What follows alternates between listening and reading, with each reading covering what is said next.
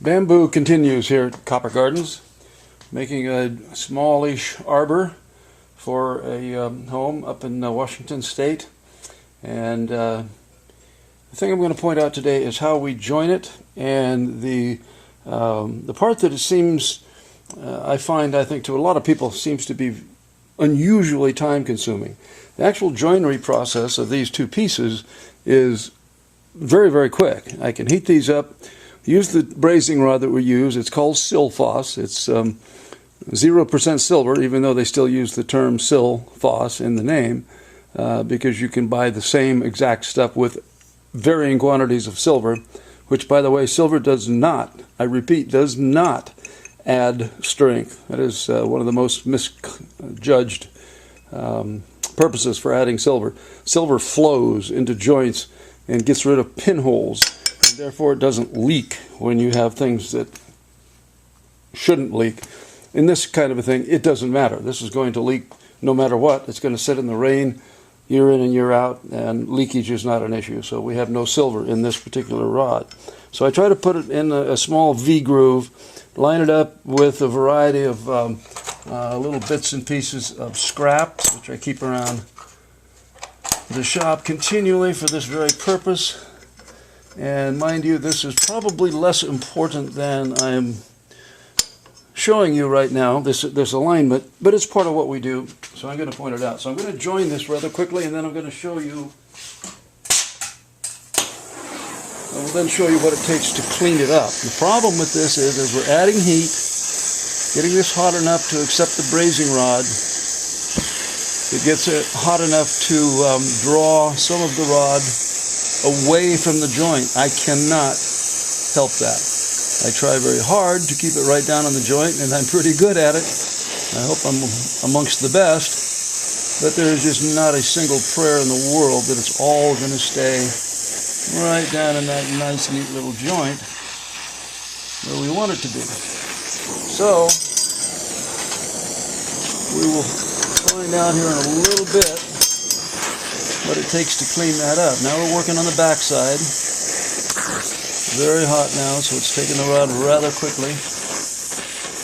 Pull away rather quickly. And this is just one small piece. This might be one of the cross pieces on the arbor overhead.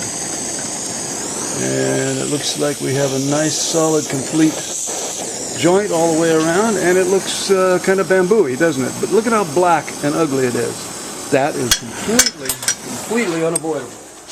There is no way in the world that I can join copper with the proper rod and get rid of that. Now I just dunked it over here out of camera range in a little bowl of water, and it changed things dramatically, didn't it? Most of that blackness went away, but look at this right here in the middle.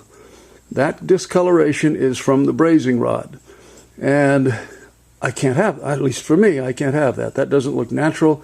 It doesn't look good. So we go to work with a little grinder, with a little wheel, and we work and work and work. This actually takes a fair amount of time. I'm going to try to do this one quickly to get on to the next step on one little video here.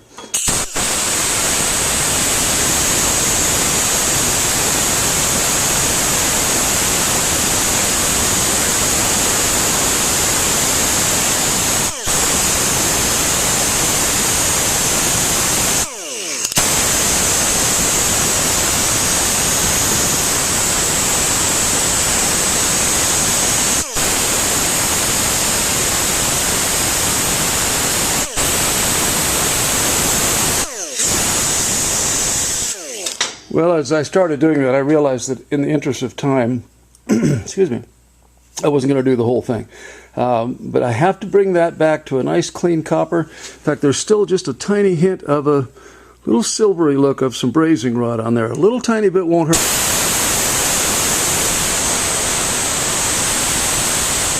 It'll kind of disappear in the final product because you're in a shadow line anyway. And this, I want it to be a little bit darker. Upon completion, it just emphasizes the node that we are creating. But there's still another step, so let me show you just a few seconds of that. We take another wheel entirely. Let's out in camera range here. It looks like we are. And now we'll bring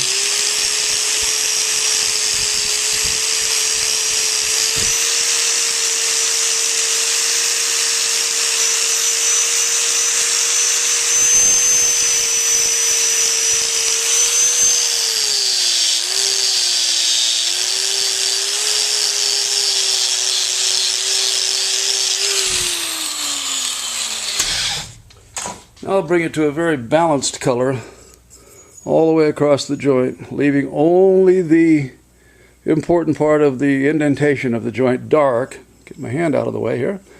And I only did a third of it. There's the backside, otherwise I'd be here all day. Part of the point of this, though, is to emphasize that joining it is really rather sudden. It goes together rather quickly. Cleaning it is many, many times longer in order to get it back to where I want to go.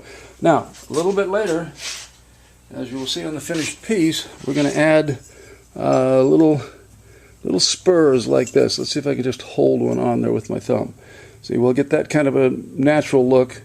Should give it a little bit of a shape and join it right in there and do some more of the same polishing and cleaning to get the look to be nicely matched. The reason that I want that all the same texture, the same color, is so that when I begin the coloring process, that we get a nice, I don't want it to be absolutely 100% even, but I don't want it to be different textures and different really unfinished look underneath the coloring process.